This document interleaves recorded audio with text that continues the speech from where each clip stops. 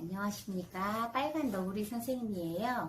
오늘 질문은 왕따를 당하는 아이와 왕따를 시키는 아이의 특징이 무엇인가요? 라는 질문이에요. 왕따에 대한 질문은 상당히 이런 질문들이 많아요. 왕따 되는 아이는 어떤 아이냐?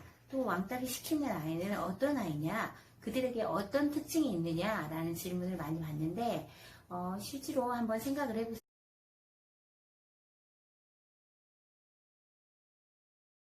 자, 왕따와 관련해서 첫 번째, 외모.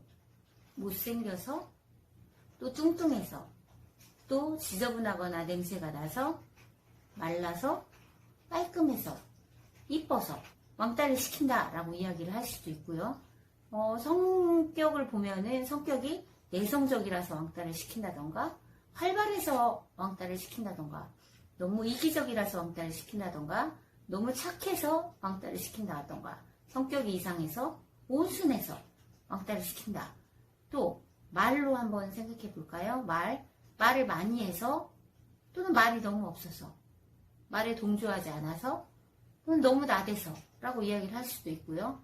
교우관계의 문제를 생각해 보면 쟤는 너무 교우관계가 좋아서 왕따를 시킨다던가, 또는 교우관계가 친구가 너무 없어서 왕따를 시킨다던가, 또는 남친이 너무 많아서, 또는 여친이 너무 많아서, 또는 남친이 아예 없어서, 또는 여친이 없어서 왕따를 시킨다, 또는 왕따를 한다 라고 이야기를 하는데, 이 여러 가지를 잘 생각해 보면 답이 나오죠. 왜냐면 왕따를 시킨다, 이것은 왕따를 시키는 애가 이유를 대면 그 어떤 이유든지 다 이유가 될 수 있는 거예요.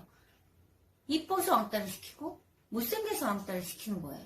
그럼 뭐예요? 못생긴 건 못생겨서 왕따를 당해야 되고, 이쁜 건 이쁘니까 왕따를 당해야 되는 거죠.